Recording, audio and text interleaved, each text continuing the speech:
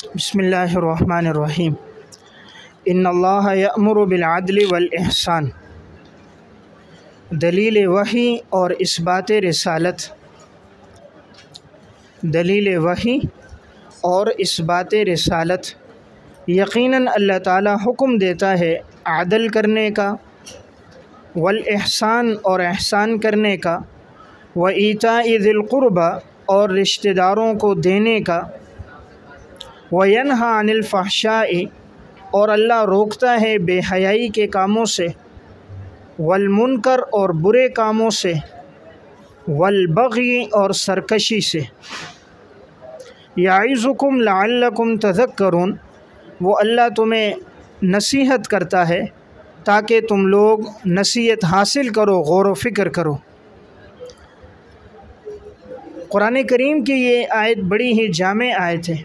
اس میں اللہ رب العزت نے 3 باتوں کے کرنے کا حکم دیا ہے اور 3 باتوں سے منع فرمایا ہے۔ اس میں 3 باتیں اوامر کے قبیل سے ہیں اور 3 باتیں اس میں نواہی کے قبیل سے ہیں، تو یہ بڑی ہی جامع آیت ہے۔ اس میں سب سے پہلا حکم اللہ رب العزت نے یہ دیا کہ اللہ تمہیں حکم دیتا ہے عدل کرنے کا۔ نمبر 1 عدل کرنے کا، نمبر 2 احسان کرنے کا، نمبر 3 رشتہ داروں کو دینے کا۔ یہ اوامر ہیں، اور نواہی میں نمبر 1 بے حیائی سے اللہ منع کرتا ہے، نمبر 2 برے کام کرنے سے، اور نمبر 3 سرکشی کرنے سے۔ قرآن کریم کی یہ جو آیت ہے، اسے سن کر حضرت عثمان بن مظعون رضی اللہ تعالیٰ عنہ کے دل میں ایمان پختہ ہو گیا تھا۔ تفسیر قرطبی میں یہ واقعہ موجود ہے۔ حضرت عثمان بن مظعون رضی اللہ تعالیٰ عنہ فرماتے ہیں کہ میں ایمان لے کر آیا، لیکن میرے دل میں ابھی ایمان اتنا پختہ نہیں تھا۔ تو ایک موقع پر آپ صلی اللہ علیہ وسلم نے قرآن کریم کی یہ آیت پڑھی، تو جب میں نے یہ فصیح آیت آپ سے سنی تو اس دن کے بعد میرے دل میں ایمان بہت پختہ ہو گیا۔ تو اتنی جامع آیت سننے کے بعد حافظ ابن کثیر رحمۃ اللہ علیہ نے تفسیر ابن کثیر میں اس آیت کے ذیل میں ایک واقعہ لکھا۔ حضرت اقسم بن صیفی رضی اللہ تعالیٰ عنہ صحابی رسول ہیں، ایک قبیلے کے سردار تھے۔ تو جب انہیں پتہ چلا کہ ایک پیغمبر آئے ہیں جنہوں نے نبوت کا دعویٰ کیا ہے، تو انہوں نے اپنے قوم کے لوگوں سے کہا کہ میں ان سے جا کر ملتا ہوں اور میں ان سے پوچھتا ہوں کہ وہ کون ہیں اور کیا دین اور مضمون لے کر آئے۔ قوم کے لوگوں نے ان سے کہا کہ آپ نہ جائیے، آپ اپنے قوم میں سے کسی آدمی کو بھیج لیں۔ تو انہوں نے 2 آدمیوں کا انتخاب کیا اور انہیں آپ صلی اللہ علیہ وسلم کے پاس بھیجا۔ انہوں نے جا کر رسول اللہ صلی اللہ علیہ وسلم سے 2 سوال کیے۔ نمبر 1 من انت، نمبر 2 وما انت۔ من انت وما انت، آپ کون ہو اور کیا ہو؟ تو آپ صلی اللہ علیہ وسلم نے بڑا مختصر جواب دیا کہ میں کون ہوں؟ فرمایا میں محمد بن عبداللہ بن عبد المطلب ہوں، اور میں کیا ہوں؟ میں اللہ کا رسول ہوں اور تمہاری طرف شریعت لے کر آیا ہوں۔ اور پھر اس کے بعد آپ صلی اللہ علیہ وسلم نے قرآن کی یہ آیت پڑھی، یہ بڑی جامع آیت تھی۔ تو وہ جو قاصد تھے انہوں نے کہا آپ اس کو دوبارہ دہراؤ تاکہ ہمیں یہ آیت یاد ہو جائے۔ تو آپ نے دوبارہ دہرائی، ان کو یہ آیت یاد ہو گئی۔ تو وہ لوگ جب واپس گئے، اپنے قبیلے کے لوگوں کو جمع کیا، تو قبیلے کے سردار بھی موجود تھے۔ انہوں نے کہا جب ہم نے اس پیغمبر سے نسب پوچھا تو انہوں نے تفصیل سے نہیں بتایا۔ عرب میں تو زیادہ لوگ فخر کرتے ہیں نسب پر، اور اپنا نسب یاد رکھتے ہیں اور بتاتے میرا نسب یہ، میرا دادا اس طرح تھا، پردادا اس طرح تھا، ایسا شاہ سوار تھا، ایسا طاقتور تھا، ایسا سخی تھا، ایسا لڑنے والا تھا۔ لیکن حضور نے اپنا کوئی نسب تفصیل سے بیان نہیں کیا، آپ نے صرف اپنا مختصر تعارف کیا اور مختصر بات بتائی، اور آگے آپ نے یہ آیت پڑھی۔ تو یہ بڑی جامع آیت تھی، اس کو سن کر وہ فوراً مسلمان ہو گئے اور انہوں نے کہا ایمان لے کر آؤ تاکہ بعد والے لوگ ہماری پیروی کریں۔ تو اقسم بن صیفی اور اس کے قبیلے کے لوگ ایمان لے کر آ گئے۔ تو اس سے معلوم ہوتا ہے قرآن کی آیت بڑی ہی جامع آیت ہے۔ تفسیر ابن کثیر میں حضرت عبداللہ بن مسعود رضی اللہ تعالیٰ عنہ کا قول ہے، وہ فرماتے ہیں یہ قرآن کریم کی جامع آیت ہے کہ جس میں پورا دین اور پوری زندگی گزارنے کا طریقہ موجود ہے۔ اگر کوئی آدمی مختصر پوچھے کہ دین اسلام کا تعارف کیا ہے، شریعت کن باتوں کا حکم دیتی ہے، کن سے منع کرتی ہے، تو اس ایک آیت کے اندر تمام چیزیں موجود ہیں۔ تو اس میں اللہ رب العزت نے آغاز میں حکم دیا، ان اللہ یأمر، یقیناً اللہ تمہیں حکم دیتا ہے نمبر 1 عدل کرنے کا۔ عدل کسے کہتے ہیں؟ عدل کا معنی ہوتا ہے ایتاء ذی حق حقہ، ہر حق والے کو اس کا حق دے دو، ہر حق والے کو اس کا حق دے دو، یہ عدل کہلاتا ہے۔ اسی طرح عدل کا معنی برابری کرنا، یعنی انسان جب بھی کوئی معاملہ کرے تو برابری کے ساتھ کرے۔ اس کا معنی انصاف کرنا، کہ معاملات کے اندر انصاف ہو، یعنی انسان کسی پر ظلم نہ کرے۔ عدل کی مختلف توضیحات ہیں۔ عدل کی ایک تشریح ہے انسان اور اللہ کے درمیان میں عدل ہو، وہ اس طرح کہ اللہ رب العزت نے جتنے احکامات کا ہمیں حکم دیا، ہم ان تمام احکامات کو پورا کریں، یہ ہمارے اور اللہ کے درمیان عدل ہے، کہ اللہ نے جو جو حکم دیا ہم نے اسے برابر سرابر پورا کیا۔ ایک عدل ہے انسان اور اس کی جان کے درمیان، کہ انسان اپنی جان کے اوپر ظلم نہ کرے بلکہ جان کے ساتھ عدل کرے، یعنی ایسے کام نہ کرے جس سے اس کی جان کو نقصان پہنچے، اور اتنا زیادہ اپنے آپ کو مشقت میں نہ ڈالے کہ وہ اس کی جان ان تمام چیزوں کا تحمل نہ کر سکے۔ ایک عدل ہے اس کے اور اس کے بیوی بچوں کے درمیان، کہ ان کے درمیان یہ انصاف کرے، ان کے حقوق ادا کرے۔ ایک عدل ہے انسان اور لوگوں کے درمیان، کہ انسان لوگوں کے ساتھ اچھے اخلاق کے ساتھ پیش آئے، ہر ایک کے ساتھ معاملہ برابر سرابر رکھے۔ تو گویا اس لفظ میں بڑی وسعت ہے، اس میں تمام چیزیں شامل ہیں۔ نمبر 2 والاحسان، احسان کا لغوی معنی تو ہوتا ہے بھلائی کرنا۔ اللہ حکم دیتا ہے تمہیں بھلائی کرنے کا۔ اب یہ لفظ عام ہے، ہر قسم کی بھلائی اس میں شامل ہے، جو بھی خیر خواہی ہو وہ تمام اس میں داخل ہے۔ دیکھیں پہلے عدل کا حکم تھا، عدل کے اندر تو یہ کہ جو جس طرح کرے تم برابر سرابر کرو، اور احسان یہ ہوتا ہے کہ انسان اپنا حق چھوڑ دیتا ہے، کم کر دیتا ہے، دوسرے کو زیادہ دیتا ہے۔ عدل میں تو برابر ہوتا ہے، نہ اپنا حق دوسرے کو دے رہا ہے نہ دوسرے کا حق خود لے رہا ہے، تو برابر سرابر ہے عدل۔ احسان یہ ہے کہ وہ اپنا حق کم دے دیتا ہے، کہ یار مجھے کم مل جائے لیکن دوسرے کو زیادہ مل جائے۔ کسی نے مارا ہے وہ اس کو معاف کر دیتا ہے، کسی نے اس کا روپیہ پیسہ کھایا ہے وہ اس کو چھوڑ دیتا ہے، کسی کے ذمے زیادہ بنتے ہیں وہ کم لے لیتا ہے، اپنا حق زیادہ بنتا ہے تھوڑا لے لیتا ہے، تو یہ احسان ہے۔ تو شریعت نے پہلے کہا برابر سرابر چلو، اور اگر اس سے بڑا درجہ لینا ہے تو اس سے بڑا درجہ احسان کرو۔ احسان یہ ہے کہ اپنا حق بھلے چھوڑو اور لیکن دوسرے کے حق کو کبھی استعمال نہ کرو۔ احسان کی دوسری تشریح حدیث جبرائیل میں یہ ہے، ان تعبد اللہ کأنک تراہ فإن لم تکن تراہ فإنہ یراک۔ ان تعبد اللہ کأنک تراہ فإن لم تکن تراہ فإنہ یراک۔ تم اللہ کی عبادت اس طرح کرو گویا کہ تم اللہ کو دیکھ رہے ہو، اور اگر یہ کیفیت نہ ہو تو یہ تصور کرو کہ اللہ تمہیں دیکھ رہا ہے۔ اب پہلی چیز کہ تم عبادت اس طرح کرو گویا تم اللہ کو دیکھ رہے ہو، اسے کہتے ہیں مشاہدہ۔ دوسری کیفیت کہ اللہ تمہیں دیکھ رہا ہے، اسے کہتے ہیں مراقبہ۔ مشاہدہ یہ غالب ہے مراقبے سے۔ جب مشاہدے کی کیفیت غالب ہوتی ہے انسان کبھی گناہ نہیں کرتا۔ جب یہ تصور ہو کہ میرا اللہ مجھے دیکھ رہا ہے، کبھی وہ اللہ کی نافرمانی نہیں کرے گا۔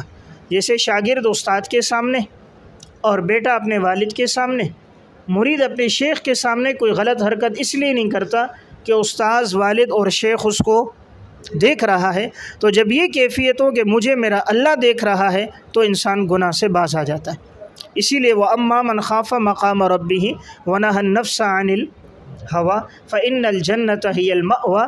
اللہ نے جنت کو جو جوڑا ہے وہ رب کے سامنے کھڑے ہونے سے ڈرنے پہ جوڑا، تو یہ کیفیت پہلی ہے۔ اور اگر اس درجے کا ایمان نہیں ہے تو پھر انسان یہ تصور کرے کہ اللہ مجھے دیکھ رہا ہے۔ تو بہرحال دوسری چیز احسان ہے۔ نمبر 3 اپنے رشتہ داروں کو دینا۔ اپنے رشتہ داروں کو دینا، یہاں پر رشتہ داری کی قید آئی اس لیے کہ اس میں 2 ثواب ہیں۔ ایک ثواب تو اللہ کے نام پر دینے کا ہے، اور دوسرا ثواب اپنے رشتہ داروں کو دینے کا ہے تو اپنے رشتہ دار کو دیں گے ڈبل اجر ملے گا، جسے صلہ رحمی بھی کہا جاتا ہے۔ تو اس لیے بہتر یہ ہے کہ اگر کوئی مستحق رشتہ داروں میں ہو تو اس کو پہلے دینا چاہیے، پھر اگر نہیں ہے تو اپنے آس پڑوس میں دیکھنا چاہیے، اور اگر اس میں کوئی موجود نہ ہو تو محلے والوں میں دیکھنا چاہیے۔ وَيَنْهَى عَنِ الْفَحْشَاءِ، اور اللہ منع کرتا ہے تمہیں بے حیائی سے۔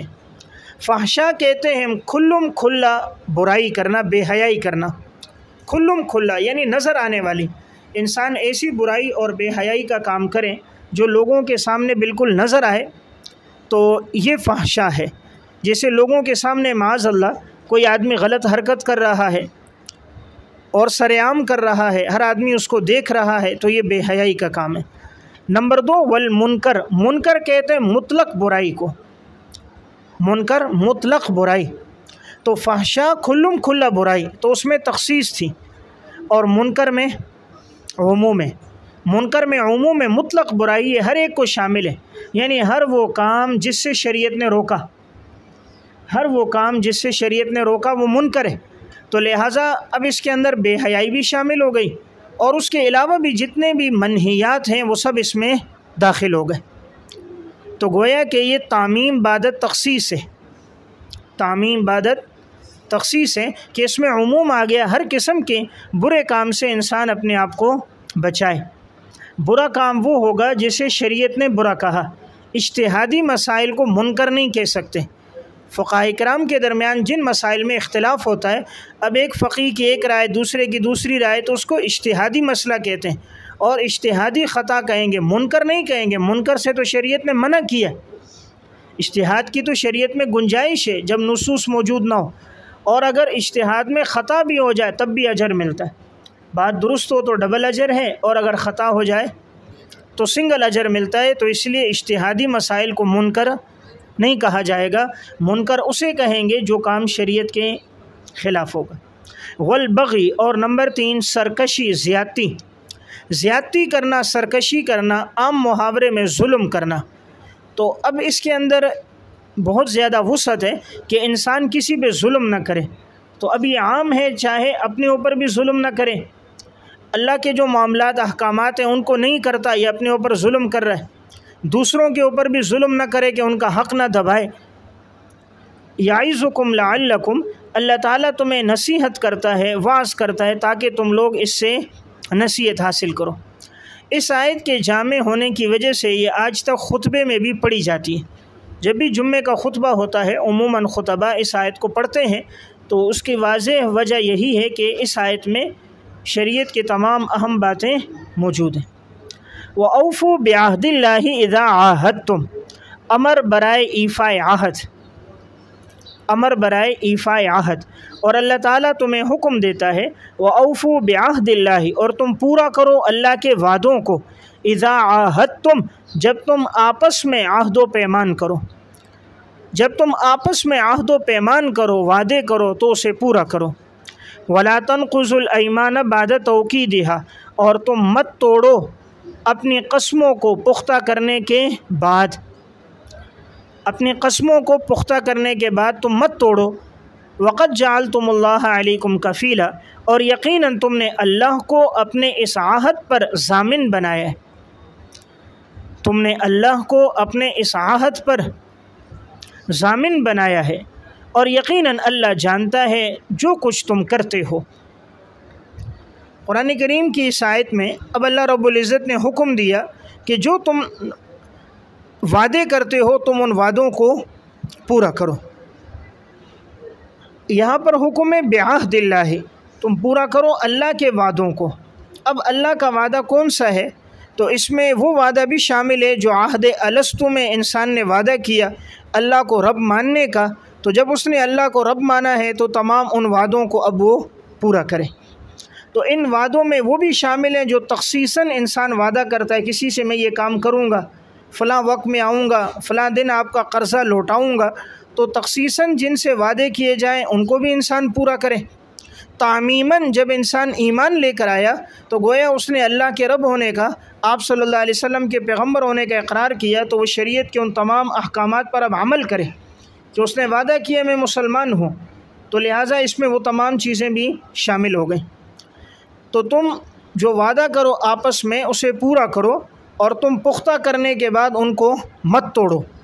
پختہ کرنے کے بعد یعنی تاکید کے بعد، جیسے آگے بات آ رہی ہے کہ یقیناً تم نے اللہ کو اپنے عہد پر ضامن بنایا۔ جب انسان اللہ کو ضامن بنائے، مثلا یوں کہ اللہ کی قسم میں یہ کام کروں گا، اللہ اس معاملے میں گواہ ہے میں یہ کام کروں گا، میں آپ کی رقم کی ادائیگی کروں گا، جب اللہ کو گواہ بنا دیا، اللہ کے نام کی قسم کھا دی، اللہ کو اپنے درمیان میں حائل کر دیا، تو پھر انسان کو لازمی طور پر اپنے ان وعدوں کو پورا کرنا چاہیے۔ یقیناً اللہ جانتا ہے جو کچھ تم کرتے ہو، یعنی جو بھی تم وعدہ کر رہے ہو، اگر وعدے کو پورا کرتے ہو تو اللہ جانتا ہے تمہیں بدلہ دے گا، وعدے کو پورا نہیں کرتے ہو اللہ جانتا ہے تمہیں سزا دے گا۔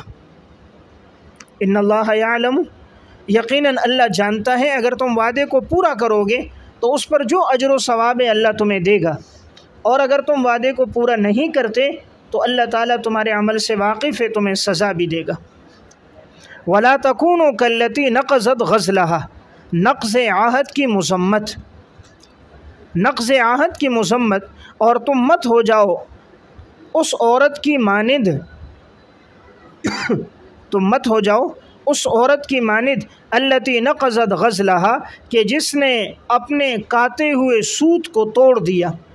نقضت توڑنا، غزل کہتے ہیں سوت، سین واو تا، سوت کاتنا اس کو کہتے ہیں، یہ روئی ہوتی ہے۔ اب اس روئی کو جب صاف کیا جاتا ہے، الگ کیا جاتا ہے، کچرا اس سے دور کیا جاتا ہے، تو پھر صفائی کے بعد اسے تکیوں میں، تلائیوں میں اسے پرویا جاتا ہے۔ تو عرب کے اندر ایک عورت کی بات کہی گئی، اس عورت کی طرح مت ہو جاؤ کہ جو اپنے کاتے ہوئے سوت کو توڑ دیتی ہے۔ من بعد قوت انکاسا، مضبوطی سے کاتنے کے بعد، ٹکڑے ٹکڑے کر کے، مضبوطی سے کاتنے کے بعد، انکاسا ٹکڑے ٹکڑے کر کے، اس عورت کی مانند مت ہو جاؤ کہ جو توڑ دیتی اپنے کاتے ہوئے سوت کو، من بعد قوت، مضبوطی سے کاتنے کے بعد، انکاسا ٹکڑے ٹکڑے کر کے، اس کی طرح مت ہو جاؤ۔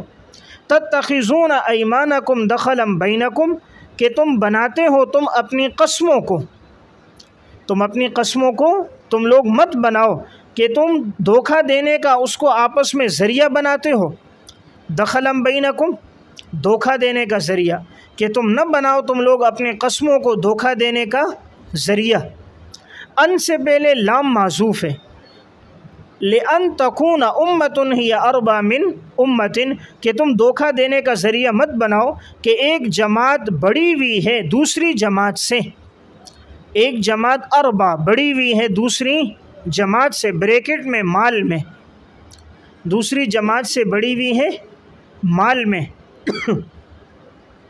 انما یبلوکم اللہ بہ، یقیناً اللہ تعالیٰ تمہیں آزماتا ہے بہ، اس عہد و پیمان میں، اس عہد و پیمان میں، اور اللہ تعالیٰ ولیبین لکم، ترہیب، اور اللہ تعالیٰ واضح کرے گا تمہارے لیے قیامت کے دن ان چیزوں کو جس میں تم لوگ اختلاف کرتے ہو۔ دیکھیں اس آیت میں فرمایا گیا کہ تم عرب کی اس عورت کی طرح مت ہو جاؤ۔ عرب میں ایک بوڑھی عورت تھی جو دماغ کے اعتبار سے ذرا کمزور تھی، مجنون اور دیوانی عورت تھی۔ یہ سارا دن سوت کاتی کاتی کام کرتی رہتی، جب شام ہو جاتی پھر جو کچھ کیا ہوتا اس کو ضائع کر دیتی۔ تو مثال دے کر یہ سمجھایا اس کی طرح مت ہو جاؤ جو دن بھر میں کام کرے اور پھر جو کچھ سود کاتا ہے اس سب کے ٹکڑے ٹکڑے کر دے۔ تو تم بھی اس طرح نہ کرو، یعنی وعدوں کو کر کے اس کو ٹکڑے نہ کرو، یعنی وعدوں کو پورا کرو، وعدوں کو کر کے اس کو ضائع نہ کرو، جیسے وہ عورت اپنی محنت کر کے اپنی محنت کو ضائع کر دیتی۔ پھر آگے فرمایا کہ یقیناً تتخذون ایمانکم، کہ تم نہ بناؤ تم اپنی قسموں کو ذریعہ، کس چیز کا؟ دھوکہ دینے کا ذریعہ تم آپس میں نہ بناؤ۔ عرب کے اندر ایک بات تھی کہ جب یہ لوگ کسی قوم سے عہد کر لیتے پھر ان کو دوسری قوم نظر آتی کہ جو دولت میں، پیسے میں، تعداد میں، ثروت میں زیادہ ہوتی تو یہ لوگ پہلے والوں سے وعدے کو توڑ دیتے، ایک قوم سے وعدہ کر لیتے، عہد و پیمان طے ہو جاتا، پھر ان کو نظر آتا ہے کہ بھئی دوسری قومیں جو مال اور دولت میں، قوت میں، تعداد میں زیادہ ہے تو یہ پہلے والوں کے ساتھ عہد کو توڑ کر دوسروں کے ساتھ عہد و پیمان کر لیتے۔ تو یہی فرمایا گیا اس آیت میں کہ تم مت بناؤ اپنے عہد و پیمان کو دھوکہ دینے کا ذریعہ، کہ تم پہلے وعدہ کر رہے ہو کہ میں تمہارے ساتھ ہوں، تمہیں نقصان نہیں دوں گا، تم سے لڑوں گا نہیں، صلح کا معاہدہ ہے، اب معاہدہ کر دیا پھر تم دوسروں کی طرف مائل ہو جاتے ہو۔ کیوں؟ ان تکون امۃ ہی اربا من امہ، تاکہ ایک جماعت تم میں سے بڑھ جائے دوسری جماعت سے مال اور دولت میں۔ تم چاہتے ہو مال اور دولت میں اضافے کی خاطر دوسری جماعت سے عہد کر لیتے ہو اور پہلے والوں سے اپنے عہد کو توڑ دیتے ہو۔ تو گویا یہ بتایا گیا کہ عہد کو توڑنا دولت کی وجہ سے نہیں ہونا چاہیے، پیسے کی وجہ سے عہد کو نہیں توڑنا چاہیے۔ عہد و پیمان کی بنیاد صرف یہ ہے کہ اللہ کے نام پر اس کو پورا رکھنا چاہیے۔ انما یبلوکم اللہ بہ، یقیناً اللہ تمہیں آزماتا ہے اس عہد و پیمان کے ساتھ کہ کون پورا کر رہا ہے اس کو اللہ بدلہ دے، کون عہد و پیمان کو توڑتا ہے تاکہ اللہ اس کو سزا دے۔ وَلِيُبَيِّنَنَّ، اور ضرور بے ضرور وہ اللہ واضح کر دے گا تمہارے لیے قیامت کے دن جس میں تم اختلاف کرتے ہو، یعنی مکمل وضاحت اور اس پر ہونے والا اجر و ثواب اور سزا یہ قیامت کے دن ہوگی۔ عہد و پیمان کو جس نے پورا کیا اس کا پورا پورا بدلہ، اور جس نے عہد و پیمان کو توڑ دیا اس کی پوری پوری سزا اس قیامت کے دن ہوگی، اور ان چیزوں میں جس میں تم اختلاف کر رہے ہو۔ وَلَوْ شَاءَ اللَّهُ لَجَعَلَكُمْ، حکمت اختلاف، حکمت اختلاف۔ اب یہ سوال ذہن میں آ سکتا ہے کہ اللہ تعالیٰ سب کو ایک جیسا بنا لیتا، سب کو مسلمان بنا لیتا، سب کو ایک دین پہ رکھ دیتا تاکہ کوئی اختلاف ہی نہ ہوتا۔ تو جواب یہ ہے کہ اللہ اس طرح کرنے پر قادر ہے، سب کو ہدایت دے دے، لیکن اللہ رب العزت کی حکمت یہ ہے کہ اللہ جبر نہیں کرنا چاہتا، بلکہ اللہ تعالیٰ نے انسان کو اختیار دیا ہے، وہ ایمان اور ہدایت اپنے اختیار سے لے کر آئے۔ وَلَوْ شَاءَ اللَّهُ لَجَعَلَكُمْ، اگر اللہ چاہتا اللہ بنا دیتا تمہیں ایک امت، وَلَٰكِن يُضِلُّ مَن يَشَاءُ، لیکن وہ اللہ گمراہ کرتا ہے جس کو چاہتا ہے۔ نیچے لکھیں عنید اور ضدی کو، ضدی کو اللہ گمراہ کرتا ہے۔ وَيَهْدِي مَن يَشَاءُ، اور اللہ ہدایت دیتا ہے جس کو چاہتا ہے، منیب کو، جو رجوع کرنے والا ہوتا ہے اللہ اس کو ہدایت دیتا ہے، اور جس کے دل کے اندر سختی ہوتی ہے، ضدی ہوتا ہے، ہٹ درم ہوتا ہے، اللہ اس کو گمراہ کر دیتا ہے۔ وَلَا تُسْأَلُنَّ عَمَّا كُنْتُمْ تَعْمَلُونَ، اور ضرور بھی ضرور تم سے سوال کیا جائے گا ان چیزوں کے بارے میں جو تم عمل کرتے ہو۔ وَلَا تَتَّخِذُوا أَيْمَانَكُمْ، نقض عہد کا نقصان، نقض عہد کا نقصان۔ وَلَا تَتَّخِذُوا أَيْمَانَكُمْ، اور تم لوگ مت بناؤ اپنی قسموں کو، دخلاً بینکم، آپس میں فساد ڈالنے کا ذریعہ، اپنی قسموں کو فساد ڈالنے کا ذریعہ مت بناؤ۔ فَتَزِلَّ قَدَمٌ بَعْدَ ثُبُوتِهَا، کہ سو ڈگمگا جائیں، پھسل جائیں قدم، سو پھسل جائیں قدم، بریکٹ میں اسلام سے، پھسل جائیں قدم اسلام سے، بعد ثبوتها، اس کے جمنے کے بعد، اس کے جمنے کے بعد۔ وَتَذُوقُوا السُّوءَ بِمَا صَدَدتُّمْ، اور تم چکھو سزا کو، بریکٹ میں دنیا میں، اور تم چکھو سزا کو دنیا میں، بسبب اس کے کہ تم روکتے ہو اللہ کے راستے سے۔ با کے نیچے لکھیں با سببیہ ہے اور ما مصدریہ ہے، با سببیہ ہے اور ما مصدریہ ہے۔ وَلَكُمْ عَذَابٌ عَظِيمٌ، اور یقیناً تمہارے لیے عذاب ہوگا بہت بڑا۔ اس آیت میں نقض عہد کا نقصان بیان کیا کہ تم لوگ مت ہو جاؤ ان لوگوں کی مانند کہ جنہوں نے اپنی قسموں کو بنایا آپس میں فساد ڈالنے کا ذریعہ، کہ انہوں نے قسمیں اس لیے کھائیں کہ قسموں کے ذریعے سے دوسروں کو اطمینان دلایا کہ ہم اس وعدے کو پورا کریں گے، لیکن پھر اس وعدوں کو توڑ دیا، تو گویا اس نے اپنے قسم کو فساد کا ذریعہ بنایا۔ قسم تو ہوتی ہے عدل کے لیے، دوسروں کو فائدہ پہنچانے کے لیے، اس نے دھوکے کے لیے استعمال کی، اللہ کے نام کا غلط استعمال کیا۔ تو پھر آگے فرمایا پس کہیں ایسا نہ ہو پھسل جائے تمہارے قدم اسلام سے، بعد ثبوتہا، جمنے کے بعد، یعنی اشارہ ہے جب انسان قسموں کو غلط استعمال کرتا ہے، عہد و پیمان کو توڑتا رہتا ہے، ایک وقت آتا ہے وہ اسلام سے بھی پھسل جاتا ہے۔ یعنی اس میں اشارہ ہے بسا اوقات ایمان سے بھی محروم ہو جاتا ہے۔ اس لیے تفسیر قرطبی میں ہے عہد و پیمان کو جب آدمی توڑتا رہتا ہے تو اس کی وجہ سے بسا اوقات وہ ایمان سے بھی نکل جاتا ہے۔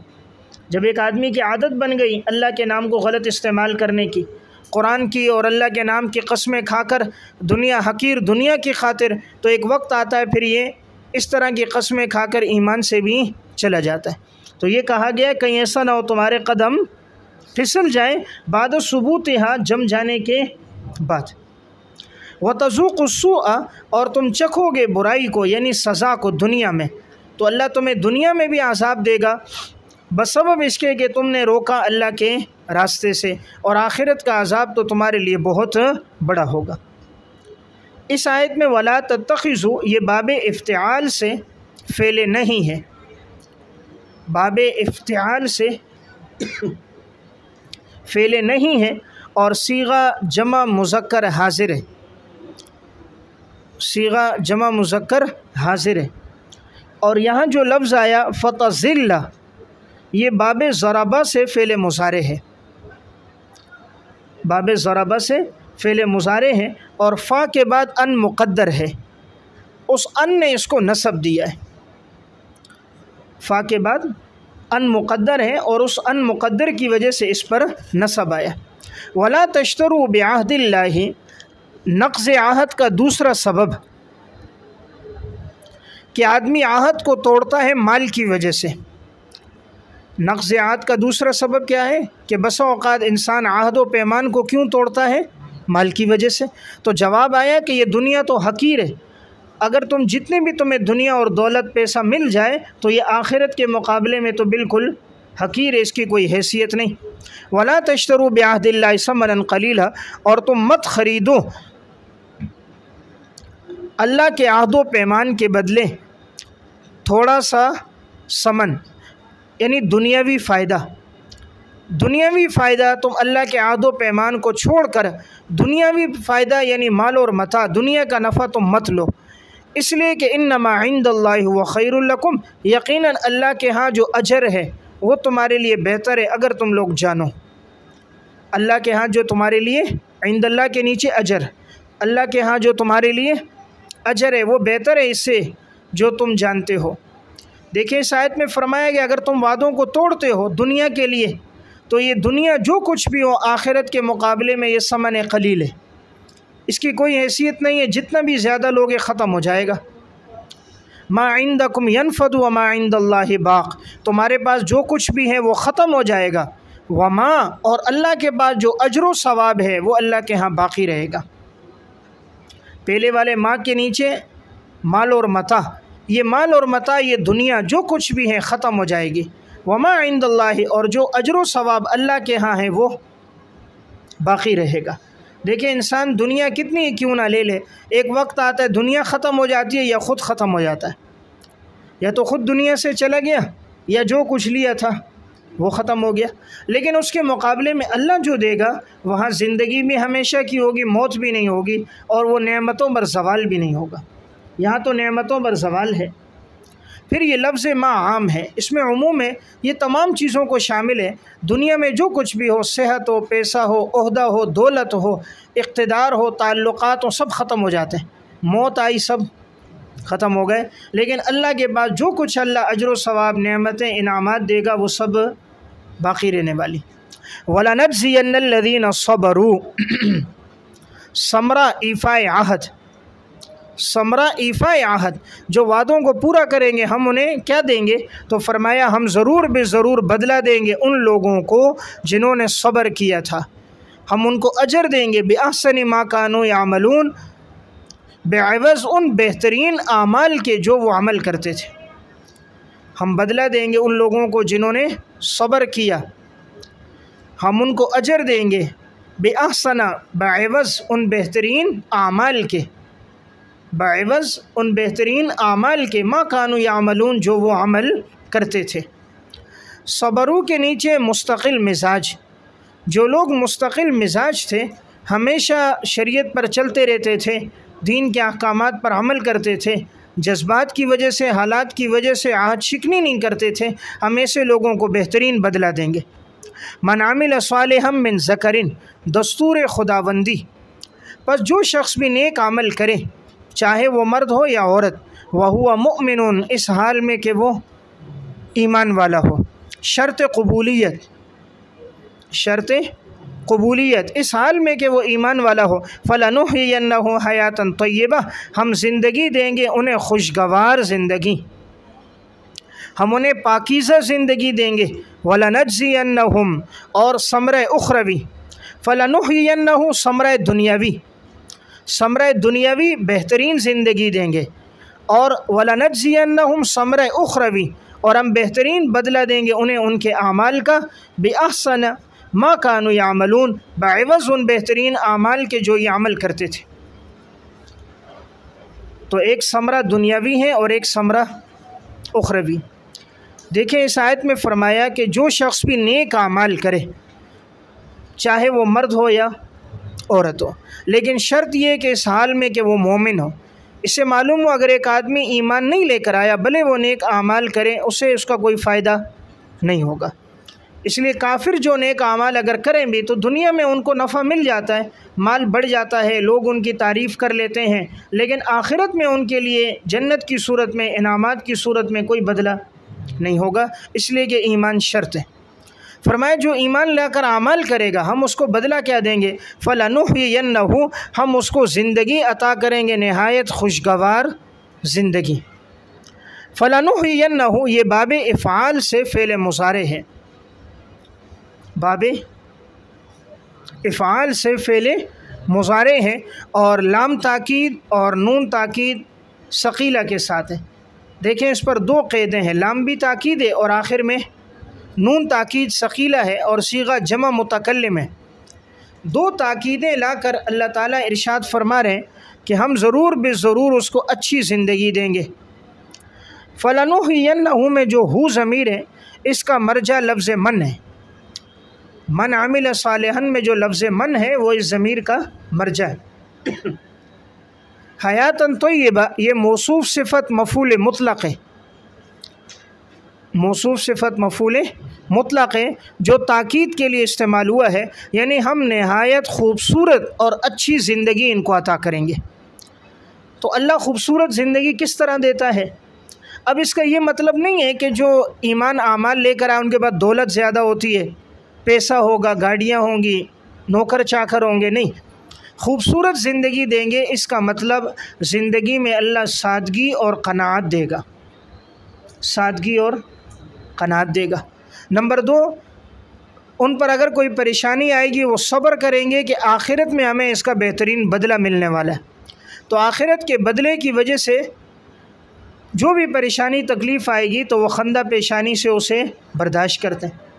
اور تیسرا، اللہ ان کو ذہنی اور دماغی سکون عطا کر دیتا ہے، یہ خوشگوار زندگی، پریشانی آتی بھی ہے لیکن دل ان کا مطمئن ہوتا ہے۔ تو اللہ تعالیٰ یہ جو اطمینان قلب دے گا یہ خوشگوار۔ دیکھیں اصل سکون یہ نہیں ہے دولت پیسہ زیادہ ہو، اصل سکون ہے اندر کا سکون ہو۔ ایک آدمی سونے کے محل میں ہو لیکن اندر سے بے چین ہو، اور دوسرا مٹی کے گھر میں ہو اور اندر سے سکون میں ہو۔ ایک آدمی نرم گدے پر لیٹا ہوا ہو، ایئر کنڈیشن کمرہ ہو، اور دوسرا فٹ پاتھ پہ لیٹا ہوا ہے لیکن ایک کو سکون ملا ہے، گاڑیوں کا شور ہے، اطمینان سے سویا ہوا ہے، اور یہ یہاں پر نرم گدا ہے، ایئر کنڈیشن کمرہ ہے، کوئی مکھی اور مچھر اندر داخل نہیں ہو سکتا، ہر طرف سے بند ہے، پرسکون ہے، لیکن اس کو نیند نہیں آ رہی، سکون نہیں ہے۔ تو اصل چیز اللہ تعالیٰ دین کی وجہ سے انسان کو سکون عطا فرما دیتا ہے۔ تو یہ فرمایا ہم خوشگوار زندگی دیں گے، اندر کا سکون دیں گے، اور آخرت میں جو ہم بدلہ دیں گے وہ تو اس سے کئی گنا زیادہ ہوگا۔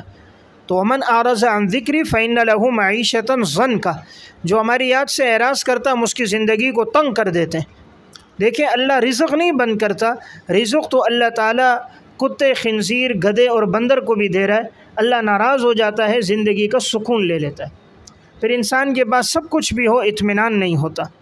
فَإِذَا قَرَأْتَ الْقُرْآنَ، آداب تلاوت۔ اب جب بیان کیا کہ جو نیک اعمال کریں گے ہم بہترین بدلہ دیں گے، تو اب نیک اعمال میں سب سے بڑا عمل کون سا ہے؟ تلاوت۔ تو یہ ربط ہے बेहतरीन अमल पर हम बदला देंगे। या अल्लाह बेहतरीन अमल कौन सा है? फरमाया तिलावत है। अब तिलावत करने के आदाब हैं, तिलावत किस तरह की जाए? तो फरमाया फ़इज़ा क़रअतल क़ुरआन, जब तुम कुरान करीम पढ़ो, फ़स्तइज़ बिल्लाहि मिनश शैतानिर रजीम, यकीनन तुम अल्लाह की पनाह में आ जाओ शैतान मरदूद के शर से। तो यहाँ तिलावत के आदाब बयान किए गए। जब भी आदमी कुरान की तिलावत करेगा तो क्या पढ़ेगा? औज़ु बिल्लाहि मिनश शैतानिर रजीम। तो ताउज़ पढ़ना मुस्तहब अमल है। तिलावत से पहले आदमी ताउज़ पढ़ेगा, फिर तस्मिया है, लेकिन ये ताउज़ पढ़ना कुरान करीम के साथ है। इसीलिए यहाँ क़ैद फ़इज़ा क़रअतल क़ुरआन, जब तुम कुरान पढ़ो तो आगे फ़ा ताक़ीब माल वसल फ़ौरन ताउज़ पढ़ो। लेकिन अगर एक आदमी मसलन कोई किताब की इबारत पढ़ रहा है, कोई और किताब मुताला कर रहा है, तो उस वक़्त औज़ु बिल्लाह पढ़ने का हुक्म नहीं है। आप किताब की इबारत पढ़ लें तो वहाँ औज़ु बिल्लाह नहीं है, सिर्फ़ बिस्मिल्लाहिर्रहमानिर्रहीम। कोई और काम कर रहे हैं तो सिर्फ बिस्मिल्लाह काफ़ी है। कुरान की जब तिलावत करेंगे तो शुरू में औज़ु बिल्लाह पढ़ेंगे।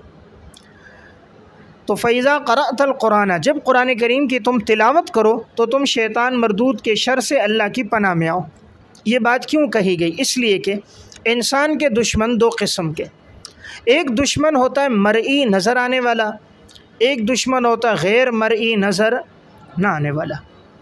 या यूँ समझें, एक दुश्मन वो होता है जो इंसानों में से होता है, और एक दुश्मन वो होता है जो जिन्नात और शयातीन में से होता है।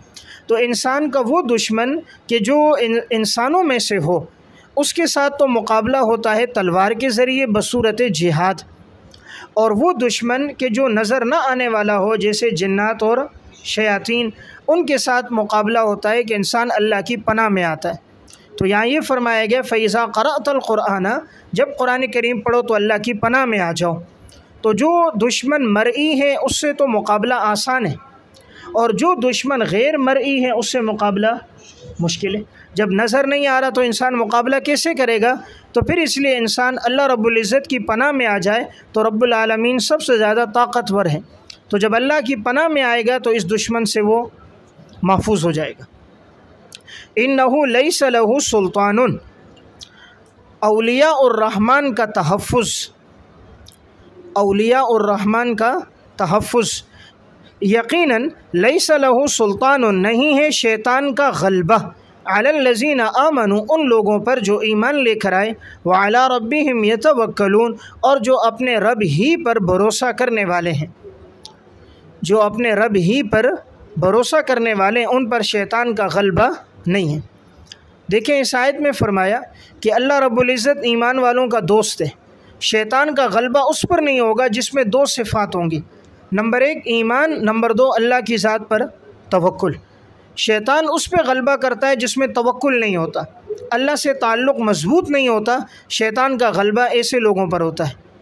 इन्नमा सुल्तानुहु, औलिया उस शैतान का तसल्लुत, औलिया उस शैतान का तसल्लुत, शैतान किन लोगों पर गालिब होता है? तो का इन्नमा सुल्तानुहु, यकीनन शैतान का गलबा, अलल्लज़ीना यतवल्लौनहु, उन लोगों पर होता है जो शैतान से दोस्ती करते हैं, जो शैतान से दोस्ती करते हैं तो शैतान उन पर गालिब होता है। वल्लज़ीना हुम बिही मुशरिकून, और उन लोगों पर भी कि जो अल्लाह के साथ शरीक ठहराने वाले होते हैं, और उन पर भी शैतान का गलबा होता है। वल्लज़ीना, और उन लोगों पर भी, हुम बिही, बिही का ज़मीर का मरजा लफ्ज़ अल्लाह है, उन लोगों पर भी शैतान का गलबा है जो अल्लाह के साथ शरीक ठहराने वाले हैं। यानी शैतान मुशरिकीन पर गालिब होता है, और जो शैतान से दोस्ती रखें शैतान उन पर गालिब होता है। इससे मालूम होता है कि जिसकी ज़िंदगी कुफ्र और शिरक पे गुज़रती है शैतान उन पर गालिब होता है, और जिसकी ज़िंदगी में ईमान और तवक्कुल होता है शैतान उससे मग़लूब होता है, वो शैतान पर गालिब होता है।